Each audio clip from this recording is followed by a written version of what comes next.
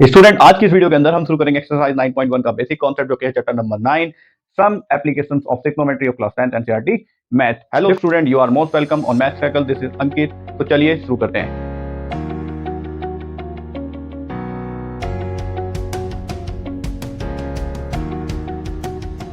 तो देखो स्टूडेंट, यहाँ पर जो फर्स्ट जो टॉपिक है हमारा 9.1 के बेसिक कॉन्सेप्ट के अंदर, वो क्या है? Height and distance. बेसिकली ज्यादा कुछ इसके अंदर एक ही एक्सरसाइज बची है अब, जो as compare to previous book अगर हम लेंगे तो जो लेटेस्ट 2024 वाली जो बुक्स है उसके अंदर केवल एक एक्सरसाइज है। तो उसके अंदर जो एक एक्सरसाइज के अंदर जितना दिया गया है वो सारा का सारा मैं आपको आज ही कवर करवा दूंगा इसी वीडियो के अंदर। बाकी फिर सोल्यूशन रह जाएगा, ठीक है? तो यहाँ पर हम पढ़ेंगे क्या? हाइट एंड डिस्टेंस, ठीक है? जैसे कि मैंने पहले आपको बताया कि हम इसको हाइट एंड डिस्टेंस के नाम से ही जानते हैं ज्यादातर, ठीक है? तो हाइट एंड डिस्टेंस पढ़ेंगे इसके अंदर। अब देखो, यानी कि किसी चीज की हाइट और उसका डिस्टेंस, ठीक है? हाइट और डिस्टेंस, हम इसके बारे में यहाँ पर इसको पढ़ने वाले हैं। अब यहाँ पर समझने वाली क्या चीज है वो पढ़ लेते हैं। दो टॉपिक है यहाँ पर, angle of elevation and angle of depression. एक एक करके दोनों ही चीजें बहुत ही अच्छी हैं, दोनों को ही मैं एक एक करके समझा देता हूँ। पहले देखो, फर्स्ट जो लाइन है वो पढ़ते हैं। Angle of elevation is an angle that is form between the horizontal line and the line of site, ठीक है? तो पहली लाइन का मतलब समझ लो क्या है कि एंगल ऑफ एलिवेशन क्या है, जो कि हॉरिजॉन्टल और लाइन ऑफ साइट के बीच में बनता है, उसको बोलते हैं हम एंगल ऑफ एलिवेशन। एंगल का मतलब आपको पता है ना? एंगल क्या होता है? 0 डिग्री टू 180 डिग्री, और उससे ज्यादा भी हो सकता है एंगल, 360 डिग्री भी हो सकता है, ठीक है? ये जो एंगल है, इस वाले एंगल्स की बात करी जा रही है यहाँ पर। अब देखो, यहाँ पर आपको समझना क्या है कि एंगल ऑफ एलिवेशन क्या है। मान लो यहाँ पर आप, यहाँ पर कोई एक ऑब्जर्वर है, ठीक है? ये उस ऑब्जर्वर की आइस है। अब यहाँ से ये तो बर्ड ज्यादा लग रही है, ये बना लेते हैं आइस ऐसे करके, ठीक है? ऐसा लग रहा है कि कोई डियर वगैरह बन गई, उसका मुंह लग गया हो। ये ठीक है मेरे ख्याल से, आइस, ठीक है? अब यहाँ से मान लो कोई एक ऑब्जर्वर है, तो वो यहाँ पर कोई एक पॉइंट है, ले सपोज, या फिर ये ले लेते हैं दिल्ली का मशहूर कुतुब मीनार, ठीक है? ये हो गया दिल्ली का कुतुब मीनार, जितने भी हैं 5 माले बचे हैं, पहले 7 थे, ठीक है? तो टूट गए। तो अब यहाँ पर देखो, अब यहाँ पर कोई एक ऑब्जर्वर है जो विजिट करने गया है इसको। अब उसकी हाइट तो इतनी लंबी है नहीं, तो वो तो यहीं से कहीं से देखेगा ना, नीचे से यहाँ से कहीं से देखेगा। अगर वो देखेगा किसी एक चीज को, तो उसकी आई, जैसे मान लो ये मेरी जो आइज है, अभी मैं यहाँ पर क्या बना रहा हूँ? एंगल ऑफ, यहाँ पे लाइन ऑफ साइट बना रहा हूँ मैं। तो वो मान लो यहाँ पर कोई ऊपर जो इसकी पीक है, इसको देखना चाहता है, इसकी चोटी को देखना चाहता है वो, ठीक है? तो वो कैसे देखेगा इसको? अपनी आइज से। उसके आइज तो इसी जगह पर फोकस्ड है, यहीं पर। ऐसा थोड़ी ना कि आइज ऊपर आ जाएगी फिर वो देखेगा, वो नीचे से ही देखेगा। तो यहाँ पर ये वाली जो लाइन होगी, वो ऐसे करके देखेगा इसको, ठीक है? अब ये वाली जो लाइन होगी, ये जो लाइन होगी, इस लाइन को हम क्या बोलेंगे? Line of site. क्योंकि हमारी आंखों से जो जो एक तरीके से आइस की जो जो आइस के पैरेलल जा रही है, जो आइस के साथ साथ जा रही है, वही लाइन ऑफ साइट, ठीक है? यानी कि जो हमें जिस साइड से हम देख रहे हैं, जिस दिशा में हम देख रहे हैं, वो होती है लाइन ऑफ साइट। तो ठीक है, तो यहाँ पर ये है लाइन ऑफ साइट, ठीक है? अब हॉरिजॉन्टल लाइन क्या है? लाइन ऑफ साइट आपको समझ में आ गई, लाइन ऑफ साइट क्या है, ठीक है? जैसे मान लो ये मैं यहाँ पे ऐसे मैं सामने खड़ा हूँ। अब मेरे सामने कोई एक बड़ी बिल्डिंग है जो काफी ऊंची है, तो मैं उसको, अगर मेरे कोई सामने एकदम, जो जैसे मेरी हाइट जो है वो 6 फीट है, तो अगर कोई 6 फीट का मेरे सामने खड़ा है, तो मैं उसको ऐसे करके ही देखूंगा, देखो एकदम सीधा होके, अगर कोई मेरे सामने खड़ा हुआ है। लेकिन अगर मेरे सामने कोई लाइक, मान लो लाइक 135 फीट की कोई स्टैचू है, या फिर कोई बिल्डिंग है 10 मीटर की, 20 मीटर की, तो मैं उसको कैसे देखूंगा? ऐसे करके, है ना? ऐसे ही करके मुझे देखना पड़ेगा। तो अब यहाँ पर क्या हो रहा है देखो, पहले तो अगर मेरे कोई सामने एकदम, मेरे जैसे मैं 6 फीट का हूँ, कोई मेरे सामने एकदम चीज है जो कि 6 फीट की है, तो अगर मैं उसको देखूंगा तो मैं ऐसे ही देख सकता हूँ सीधा। ना मुझे ऐसे करने की जरूरत है, ना मुझे ऐसे करने की जरूरत है। मैं ऐसे ही देख लूंगा, इसी पोजीशन के अंदर देख लूंगा। मेरे को अपनी नेक को ना ही अपवर्ड टिल्ट करने की जरूरत है, ना ही डाउनवर्ड टिल्ट करने की जरूरत है। मैं एकदम उसको सीधी ऐसे करके अपनी साइड से देख लूंगा। तो ये मेरी होगी, ये जो यहाँ से लाइन निकलेगी सीधी, ठीक है? जैसे ये मार्कर लगा लिया मैंने यहाँ पर, ये जो मेरी यहाँ से साइड निकलेगी, यहाँ से जो साइड निकलेगी, इसी को बोलते हैं क्या? Horizontal line. क्योंकि एकदम स्ट्रेट लाइंस होती है। ये क्या होती है? एकदम स्ट्रेट लाइन। जैसे मान लो मैं यहाँ पर खड़ा हुआ हूँ, ठीक है? अब ये हो गया हमारी जमीन, ये हो गया सरफेस। ये एकदम हॉरिजॉन्टल होता है, सरफेस प्लेन होता है, एकदम हॉरिजॉन्टल होता है, ठीक है? अब अगर मैं यहाँ से किसी चीज को देख रहा हूँ, कोई एक दूसरा पर्सन यहाँ पे खड़ा हुआ है, ठीक है? या फिर इसको नाम दे देते हैं, ठीक है? ये कैटरीना कैफ है, ये विकी कौशल है, ठीक है? अब यहाँ पर ध्यान से देखो, अगर कैटरीना कैफ यहाँ पे विकी कौशल को देख रही है, तो वो कैसे देखेगी? वो सीधी इस लाइन ऑफ साइट से देख लेगी, ठीक है? तो यहाँ पर ऐसे केस के अंदर वो अपने सामने ही चीज देख रही है, तो इस चीज को, इस लाइन को भी हम क्या बोलेंगे? लाइन ऑफ साइट, क्या बोलेंगे, लाइन ऑफ साइट। लेकिन ये जो लाइन ऑफ साइट है, क्या ये हॉरिजॉन्टल लाइन भी है, क्या ये हॉरिजॉन्टल लाइन भी है? यस, ये एक हॉरिजॉन्टल लाइन भी है, ठीक है, क्योंकि ये इस लाइन के पैरेलल है, ये जो हमारा सरफेस है उसके पैरेलल है, इसको क्या बोलते हैं, हॉरिजॉन्टल लाइन। यहां पर लाइन ऑफ साइट क्या है, एक हॉरिजॉन्टल लाइन भी है। लेकिन अब अगर मान लो यहां पर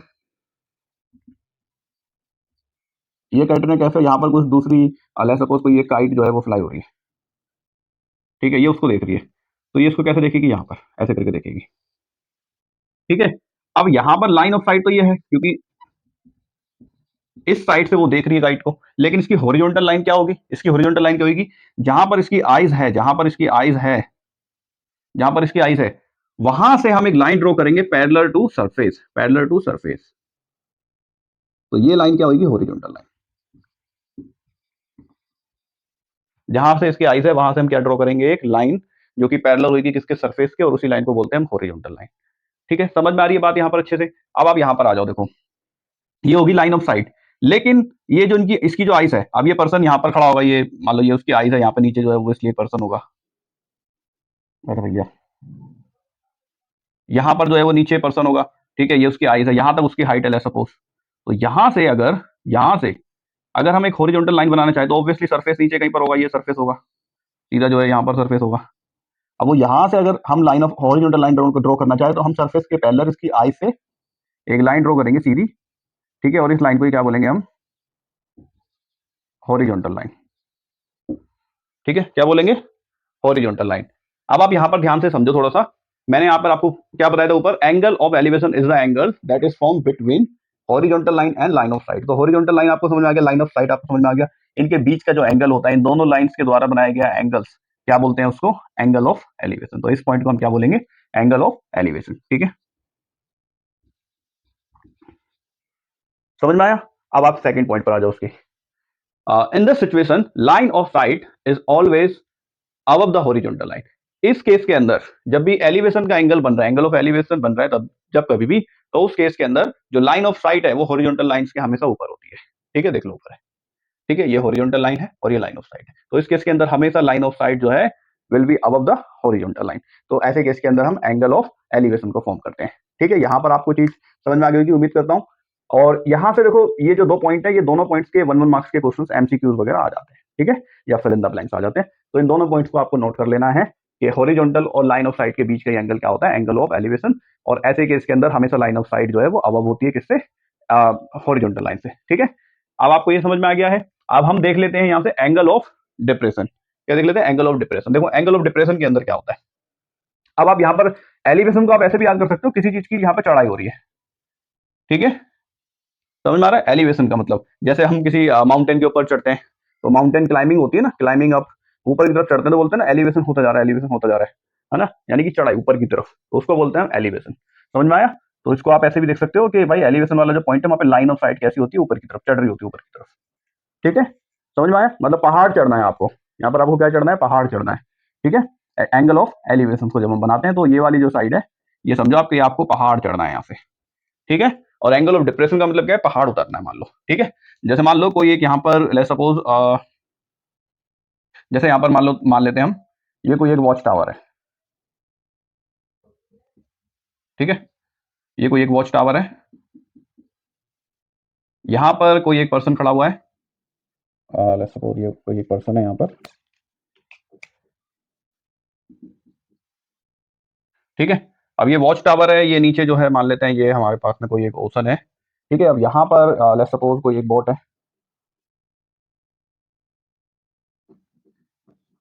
ठीक है। अब इस बोट को वो देख रहा है, ठीक है, ये इस बोट को देख रहा है, यहाँ पर कोई एक दूसरा पर्सन बैठा हुआ है, ये इस बोट को देख रहा है। अब देखो ये जो है, ये जो टावर है ऑब्वियसली बोट से ऊंचा है, और यहाँ पर जो ऑब्जर्वर है, यहाँ पर जो ऑब्जर्वर है, वो अगर ऑब्जर्व करेगा, अगर वो नॉर्मल खड़ा रहेगा किसी अपनी पोजीशन के अंदर, भाई सामने ऐसे करके नॉर्मली खड़ा हुआ है वो, तो वो सामने देखेगा, ठीक है। तो ये ऐसी पोजीशन के अंदर जब वो सामने देख रहा है तो वो एक तरीके से कौन सी लाइन दिखा रहा है, हॉरिजॉन्टल लाइन, क्योंकि वो अपने एकदम सामने देख रहा है, ठीक है। तो अगर वो एक नॉर्मल लाइन से देखना चाहे तो वो कैसी लाइन ड्रॉ करेगा, यहाँ पर एक हॉरिजॉन्टल लाइन, कैसी लाइन ड्रॉ करेगा, एक हॉरिजॉन्टल लाइन। जैसे देखो उसने यहाँ पर देख रहा है, मान लो ये उसकी आई साइड है, तो आई साइड से एकदम सीधा अगर हम कोई लाइन बना सकते हैं which will be parallel to ocean, तो ये वाली लाइन क्या होगी, हॉरिजॉन्टल लाइन, ठीक है, इस लाइन को क्या बोलेंगे हम, हॉरिजॉन्टल लाइन। अब देखो अगर ये हॉरिजॉन्टल लाइंस के नीचे देखेगा यहाँ पर, तो ऐसे केस के अंदर क्या हो रहा है, जैसे यहाँ पर हम माउंटेन चढ़ रहे थे, यहाँ पे माउंटेन उतर रहे हैं, इसको ऐसे समझ सकते हो आप। ठीक है, तो अब वो कहाँ देख रहा है, वो इस लाइन पे तो देख नहीं रहा है, इस पोजीशन पर तो कुछ है नहीं, इस साइड के ऊपर तो कुछ है नहीं, उसकी आई साइड कैसे कैसे बन सकती है, कई सारी डायरेक्शन में बन सकती है, लेकिन जो एक डायरेक्शन आएगी जो कि पैरेलल होगी इस लाइन के, ये ओशन की भी एक लाइन होती है। ठीक है, इस लाइन के पैरेलल होगी, उसको बोलेंगे हॉरिजॉन्टल लाइन। ठीक है, अब यहाँ पर वो हॉरिजॉन्टल लाइन से कहाँ पे देख रहा है, वो हॉरिजॉन्टल लाइन के नीचे देख रहा है, और वो नीचे कहाँ पे देख रहा है, ये देख रहा है यहाँ पे। ठीक है, कहाँ पे देख रहा है, यहाँ पर देख रहा है नीचे। तो ये वाली जो लाइन है, ये लाइन क्या होगी, लाइन ऑफ साइट। यहाँ पर क्या होगी, लाइन ऑफ साइट। तो आपको ये डिफरेंशिएट करना आना चाहिए कि ऊपर वाली लाइन ऑफ साइट है या नीचे वाली लाइन ऑफ साइट है। लाइन ऑफ साइट हमेशा वो होगी जिस साइड से वो एक ऑब्जेक्ट को ऑब्जर्वर देख रहा है। ठीक है, यहाँ पर वो इस लाइन, अगर वो इस लाइन पर देखेगा तब उसे ये बोट और इस बोट के अंदर बैठा हुआ पर्सन नजर आएगा, ना कि इस वाली लाइन से नजर आएगा। ठीक है, समझ में आ रहा है। और ये वाली लाइन क्योंकि एकदम पैरेलल है किसके, ओशन के, तो इसलिए ये हो जाएगी अब हमारी हॉरिजॉन्टल लाइन। ठीक है, तो हॉरिजॉन्टल लाइन, और यहाँ पर भी सेम आप इसकी अगर डेफिनेशन पढ़ोगे, so angle of depression is the angle that is form between horizontal line and line of site. तो डिप्रेशन वाला जो एंगल है वो भी क्या होता है, वो भी like horizontal line and line of site के बीच में बनने वाला जो गैप होता है, जो एंगल होता है, उसी को बोलते हैं एंगल ऑफ डिप्रेशन। ठीक है, और इस केस के अंदर जो लाइन ऑफ साइट है वो हमेशा हॉरिजॉन्टल लाइन से नीचे होती है। तो where line of sight is always below the horizontal line. ठीक है, जहां पर लाइन ऑफ साइट जो है वो हमेशा हॉरिजॉन्टल लाइन के नीचे ड्रॉ होती है। ठीक है, और जो एंगल होगा वो एंगल कौन सा होगा, ये वाला हॉरिजॉन्टल लाइन और लाइन ऑफ साइट के बीच में बनने वाले एंगल्स को हम क्या बोलेंगे, एंगल ऑफ डिप्रेशन।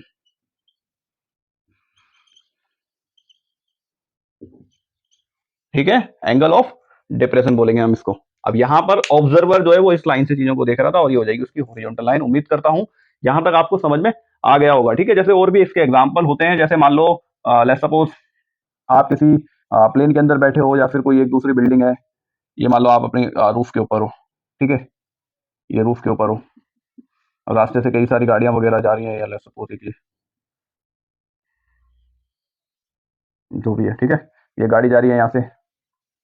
अब इस गाड़ी को ये पर्सन यहाँ से ऑब्जर्व करता है, तो वो यहाँ ऐसे इस तरीके से देखेगा, डिप्रेशन की पोजीशन के अंदर देखेगा, तो ये हो जाएगी हमारी लाइन ऑफ साइट। और ये जो सीधी उसकी पोजीशन है, जिस हाइट पर वो खड़ा हुआ है जमीन से, जिस हाइट पर वो खड़ा हुआ है जमीन से हॉरिजॉन्टल लाइन अगर ड्रॉ करेंगे, तो ये हो जाएगी लाइन ऑफ हॉरिजॉन्टल लाइन। ठीक है, और इन दोनों के बीच का डिफरेंस ही क्या होगा, एंगल ऑफ डिप्रेशन। समझ में आई बात। अब देखो यहां पर एंगल ऑफ डिप्रेशन की जरूरत हमें पड़ती है, लेकिन हम एंगल ऑफ डिप्रेशन से ही हम अक्यूट एंगल हमें पता करना पड़ेगा, किसका, ट्राइंगल का। जैसे मैं आपको समझा देता हूँ, लेट्स सपोज अगर मैं यहाँ पर कोई एक ट्राइंगल बना लेता हूँ, या फिर ठीक है मान लेते हैं जैसे हमारे पास में कोई एक ये राइट एंगल, ये जो प्रॉपर्टी लगेगी वो हमेशा किसमें लगेगी, एक राइट एंगल ट्राइंगल के अंदर लगेगी हमेशा। ठीक है, हाइट एंड डिस्टेंस का जो भी ये एंगल ऑफ एलिवेशन और एंगल ऑफ डिप्रेशन है, ये हमेशा यूज होता है किसके अंदर, किसी एक राइट एंगल के अंदर। तो हम यहाँ पर हमेशा इसको यूज करेंगे किसी एक राइट एंगल के अंदर। तो यहाँ पर लिख देते हैं एक बारी that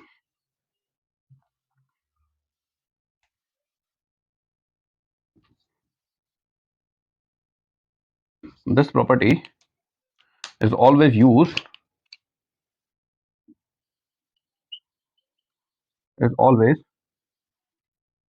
applied in a right angled triangle। ठीक है, हमेशा एक राइट एंगल ट्राइंगल के अंदर ही ये अप्लाई होने वाला है। और ये कैसे अप्लाई होगा, ये भी इंपॉर्टेंट लाइन है। ठीक है, ये कैसे अप्लाई होगा आपको इसको समझ में आना चाहिए। जैसे लेट्स सपोज हमारे पास में एंगल ऑफ एलिवेशन है, तो आप उसके लिए मान लो हमने एक राइट एंगल ट्राइंगल बना लिया। ये हमारे पास में कुतुब मीनार तो दिल्ली का, ये एकदम सीधा है। ठीक है, लैंड से ये कौन सा एंगल बनाएगा, 90 का एंगल बनाएगा, तो ये हो जाएगा परपेंडिकुलर, ये हो जाएगा बेस, और ये हो जाएगी हमारी हाइट। यहाँ से कोई पर्सन इसको ऑब्जर्व कर रहा है, ये क्या है, ऑब्जर्वर है। तो ऑब्जर्वर हाइट को क्या बना रहा है यहाँ पर, लाइन ऑफ साइट, यानी कि हाइट, या सॉरी हाइट नहीं, हाइपोटेनियस है, सॉरी एच से ये हाइपोटेनियस है, एच से हाइट नहीं है, क्या है ये, हाइपोटेनियस है। ठीक है, क्या है ये, हाइपोटेनियस। और परपेंडिकुलर और बेस तो आपको बताइए ये दोनों है।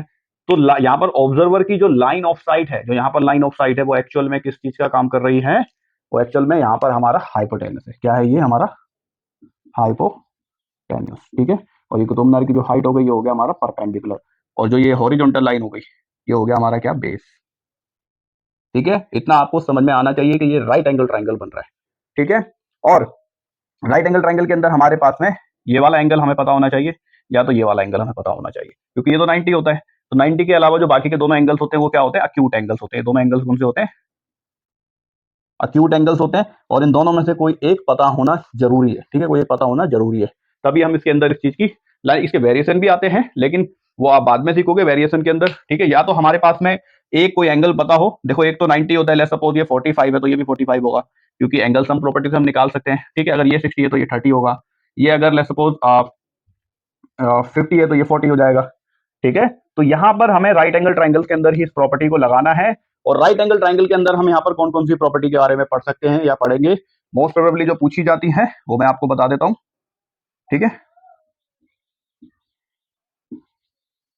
Mostly asked angles are 30 degree, 45 degree and 60 degree of tangent, यानी कि 10, ठीक है। जैसे 10 30 पूछ लेंगे आपसे, 10 45 पूछ सकते हैं, और 10 60 पूछ सकते हैं। इसके अलावा जो पूछा जाता है, इसके अलावा जो ज़्यादातर पूछा जाता है वो फिर उसके बाद में हमें लाइक साइन पूछ सकते हैं और कॉट पूछ सकते हैं, ठीक है। लेकिन 30 45 और 60 ही 95% केसेस के अंदर यही एंगल्स पूछे जाते हैं। तो आप इनकी वैल्यूज को याद कर लो एक बारी, 10 30 10 45 और 10 60 की वैल्यू। जैसे 10 30 होता है हमारा 1/√3, 10 45 इज 1 एंड 10 60 इज √3। तो ये तीन वैल्यूज को आप याद कर लो अच्छे से। इन तीन वैल्यूज के ऊपर बहुत सारे क्वेश्चंस बनते हैं। ऐसा क्यों है, क्योंकि 10 की वैल्यू क्या होती है, 10 की वैल्यू होती है परपेंडिकुलर अपॉन बेस, जो कि हम ट्रिग्नोमेट्री की जो चैप्टर नंबर 8 है ट्रिग्नोमेट्री, उसके अंदर हम सारी चीजें ये डिस्कस कर चुके हैं। परपेंडिकुलर अपॉन बेस होती है। अब लेट्स सपोज ये कुतुब मीनार की हमारे पास में हाइट है, तो हम इस हाइट को कैसे मेजर कर सकते हैं, इसका यूज क्यों हो रहा है, इस हाइट को मेजर करने के लिए आप यहाँ पर ऑब्जर्वर यहाँ पर है, ठीक है। ऑब्जर्वर यहाँ पर है, ये कुतुब मीनार का बेस है। ऑब्जर्वर कुतुब मीनार से कितनी डिस्टेंस पर है, इसको तो कोई भी मेजर कर सकता है। यहाँ से लाइक स्केल से यहाँ से मेजर कर सकते हो, एक स्टेप बाय स्टेप मेजर कर सकते हो, ठीक है। मान लो एक स्टेप जो है किसी एक बच्चे का 0.5 मीटर का है, ठीक है, 0.5 मीटर का है, और मान लो उसने 10 स्टेप देख लिया कि वो एक 10 स्टेप यहाँ से लेके यहाँ तक जो है वो 10 स्टेप है, तो उसका मतलब 5 मीटर हो गया। तो ये डिस्टेंस तो कोई भी मेजर कर सकता है। अगर ये डिस्टेंस मेजर करना हो और बिना कुतुब मीनार के ऊपर चढ़े या यहाँ पर इसको मेजर करे, यहाँ पे तो कोई नहीं चल सकता ना जो स्टेप से अपने मेजर कर सकता हो। तो ऐसे केस के अंदर हम यूज करते हैं जो बड़ी बड़ी बिल्डिंग्स होती हैं, जैसे माउंट एवरेस्ट हो गया, ठीक है, इन सबकी जो हाइट होगी इन सबको ऐसे ही मेजर किया गया है, ठीक है, इन्हीं कॉन्सेप्ट के द्वारा। ऐसा नहीं है कि कोई माउंट एवरेस्ट पे चढ़ा है, चढ़ा तो चढ़े तो कई सारे, लेकिन किसी ने मेजर करा, मेजर कर ही नहीं सकते, ऐसे कैसे मेजर कर लोगे, वो कहीं से एक समान थोड़ी ना है कि भाई ये माउंट एवरेस्ट है, ये लो यहाँ से लेकर यहाँ तक है ये माउंट एवरेस्ट, इतना ऊंचा है ये, तो आपने यहाँ से लेकर यहाँ तक का डिस्टेंस मेजर कर लिया, ऐसा है ही नहीं, ऐसा ही नहीं। जमीन तो बहुत नीचे, जमीन बहुत नीचे, ये ग्राउंड लेवल है, ठीक है। माउंट एवरेस्ट तो बहुत बड़ी रेंज है, बहुत बड़ी रेंज है। कोई मेजर कर पाना, उसको देख पाना कि कहाँ से वो सीधा है कहाँ से नहीं है। ये लो इतनी हाइट पर, ये लो उत्तराखंड वगैरह आ गया, इतनी हाइट पर, ये दिल्ली वैली है इतनी हाइट पर, ये ठीक है, Delhi Haryana normal MP UP ये इस हाइट पर है। ये लो इस हाइट पे पहुंच गए तो उत्तराखंड आ गया, उत्तराखंड हिमाचल आ गया, कैसे मेजर करोगे, ठीक है, कैसे मेजर करोगे। ये लो ऊपर और ऊपर चले गए, बहुत ऊपर है, ऐसे कैसे मेजर कर लोगे, दिल्ली से इतनी दूर से यहाँ तक दिखेगा ही नहीं, समझ में आ रहा है। तो कैसे, मतलब सी लेवल से ही तो मेजर करोगे ना, माउंट एवरेस्ट की जो हाइट है वो सी लेवल से करी गई है मेजर, तो उसके लिए हमें एंगल की जरूरत पड़ी है, उसके लिए एंगल की ही जरूरत पड़ी है, ठीक है।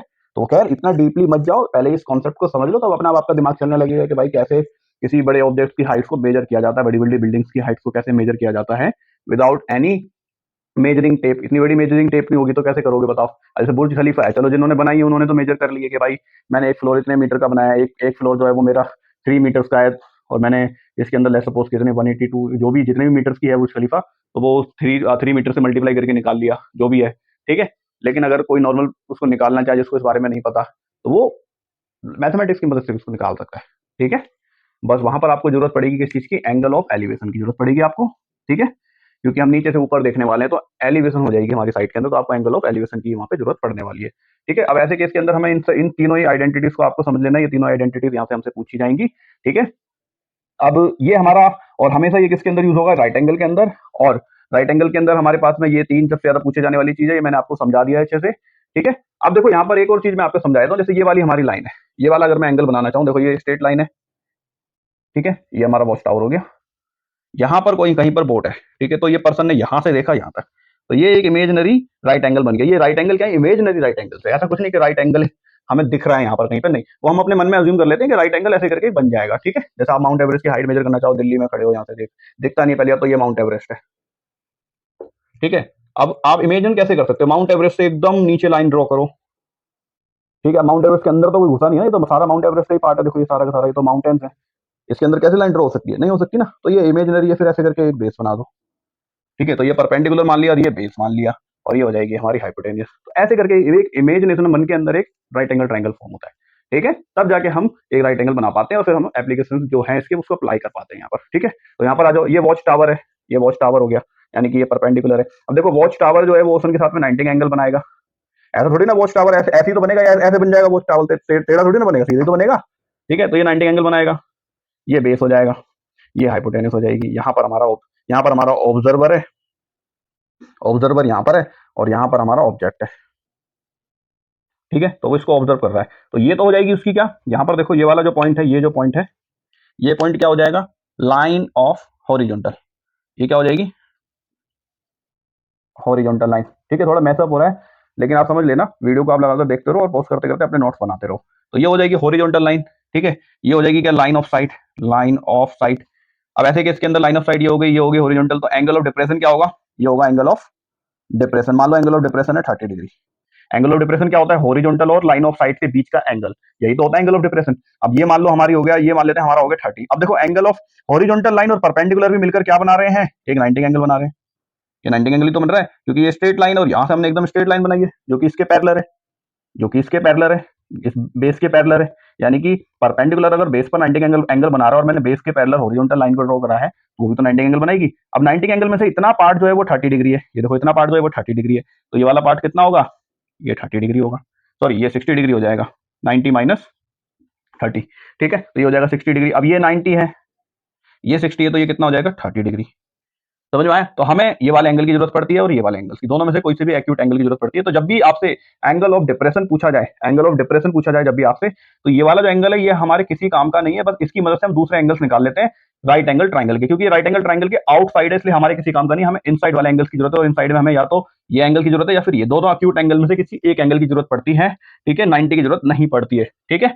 तो इसलिए जब भी एंगल ऑफ डिप्रेशन पूछा जाए तो हमें उसको कन्वर्ट करके देखना है कि बाद में हमारे पास में कौन सा एंगल्स आता है। देखो ये वाली लाइन और ये वाली लाइन दोनों पैरेलल्स होती है, तो ये 30, ये ट्रांसवर्सल है, तो ये भी 30 होगा, जो कि आप 9th क्लास के अंदर पढ़ चुके हो, अल्टरनेटिव इंटीरियर एंगल्स की प्रॉपर्टी है ये, ठीक है। रिकॉल करोगे तो याद आ जाएगा, ये 30 डिग्री, ये भी 30 डिग्री, और आप दूसरे लॉजिक से भी 30 डिग्री निकाल सकते हो इसको। ये 60 डिग्री हो जाएगा, ट्राइंगल्स के तीनों एंगल्स का सम 180 डिग्री, 60 और 90 150, तो ये कितना हो जाएगा 30 डिग्री। तो आपको यहाँ पर इस एंगल्स की जरूरत पड़ेगी, ठीक है। अब इसको अप्लाई कैसे करना है, ठीक है, वो सारा का सारा देखो हम ठीक है। तो वो सारे का सारा बेसिकली मैंने इसके काफी सारे एग्जांपल्स देखे हैं, मेरे को नहीं लगता उनको करवा के और एक्सरसाइज के अंदर फिर हम उनको करवाएंगे तो वो ज्यादा बेटर रहेगा, क्योंकि सेम एग्जांपल्स हैं, सेम ही एक्सरसाइज के अंदर क्वेश्चंस हैं। तो इस बार यूजुअली तो मैं एक्सरसाइज के साथ में ही लाइक बेसिक कॉन्सेप्ट बताने के साथ में ही 6-7 जो भी एग्जांपल्स होते हैं वो करवा देता हूँ। लेकिन इस बार मैं सोच रहा हूँ कि मैं एग्जाम्पल्स को ना करवाऊं, डायरेक्ट मैं एक्सरसाइज करवाऊं।